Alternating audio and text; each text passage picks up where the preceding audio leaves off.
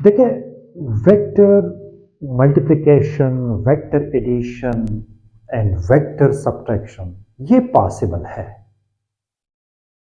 लेकिन अब क्वेश्चन ये है कि division of two vector possible है या नहीं है। तो आज के लेक्चर में एक शॉर्ट लेक्चर है, इसमें हमने ये बताना है दो वेक्टर्स की जो डिवीजन है ये पॉसिबल है या नहीं है। देखिए, बाय डिफिनीशन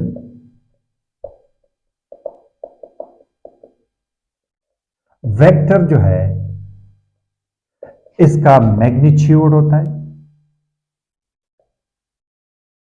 एंड डायरेक्शन होता है। अब अगर दो वेक्टर्स है हमारे पास, फर्ज कर ले ए एक वेक्टर है और बी एक वेक्टर है, इसका भी एक एम्पलीट्यूड होगा, एम्पलीट्यूड, और इसका एक डायरेक्शन होगा। फर्ज कर ले डायरेक्शन में ले लेता हूं कि नॉर्थ है फॉर सिंप्लिसिटी। इसका भी एक मैग्नीट्यूड होगा और इसका भी एक डायरेक्शन होना चाहिए। फर्ज कर ले ये डायरेक्शन साउथ है। अब इन दो वेक्टर्स का अगर डिवीजन है ए डिवाइडेड बाय बी, तो मैग्नीट्यूड को मैग्नीट्यूड से डिवाइड करना, इसका तो हमें समझ आ रहा है कि मैग्नीट्यूड तो डिवाइड हो सकते हैं क्योंकि मैग्नीट्यूड नंबर्स है।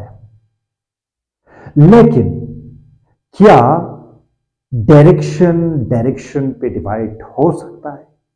फर्ज कर ले अगर मैं ये बात कर लूं कि मैग्नीट्यूड ये इसकी डिवीजन तो है, लेकिन साथ साथ नॉर्थ डिवाइडेड बाय साउथ भी होना चाहिए अगर ये वेक्टर्स है, क्योंकि वेक्टर के मैग्नीट्यूड भी होता है, इसका डायरेक्शन भी होता है।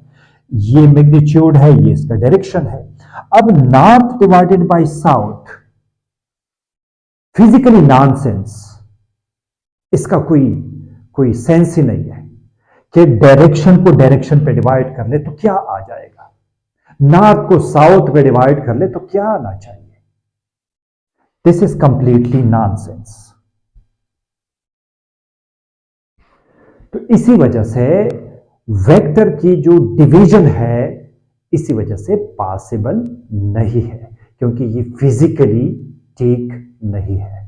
तो दो वेक्टर्स की डिवीजन जो है ये पॉसिबल नहीं है।